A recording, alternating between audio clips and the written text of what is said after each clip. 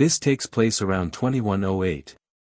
I was working a government job and was posted in a rural area near the Bhutan border. Office hours were pretty relaxed, so I usually headed back home around 2 p.m. Since villages often had inconsistent electricity and I was into gaming at the time, I decided to rent a place in the nearby town and commuted to the office on my motorcycle, about 35 kilometers away.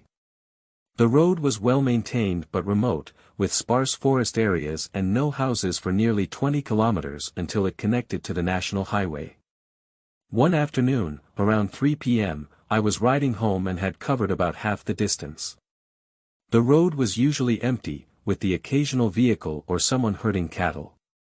Naturally, your eyes pick up on anything unusual. That's when I noticed a woman, dressed in traditional tribal attire, walking along the side of the road. She appeared to be in her early 30s. As I overtook her, I instinctively checked my rearview mirror to see her face, but she wasn't there. My heart skipped a beat. Thinking it might just be a trick of the light or my imagination, I stopped my bike to take a better look. Big mistake. But at the time, it felt like an adventure, spooky, sure, but it was broad daylight, so I wasn't scared, just curious.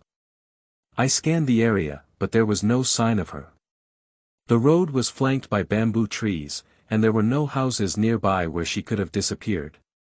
Feeling uneasy but brushing it off, I decided to take a quick break, then continued on my way home. The rest of the day was uneventful. I played games, had dinner, and went to bed around 1 a.m. At around 3 a.m., I woke up suddenly with an overwhelming sense of dread.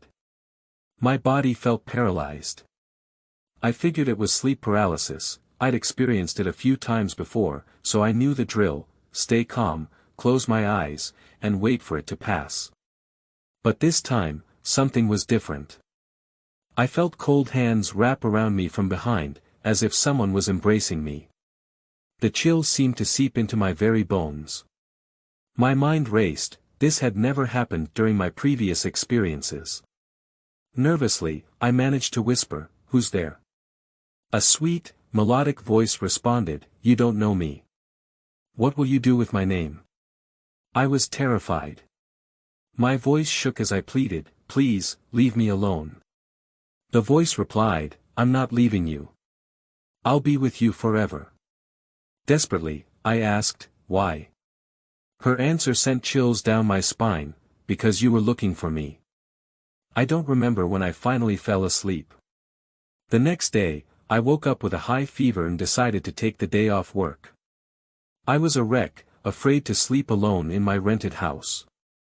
My family was far away in another part of the state, so calling them wasn't an option. That night, it happened again. I felt the same cold embrace and heard her voice. This time, I pretended not to notice and prayed silently. The voice spoke again, soft yet insistent, "Do you not like me? My husband didn't want me either." She continued, "Go to X village and ask." The village she mentioned was small, with only a handful of homes and a tea shop, about 3 kilometers from where I'd seen her.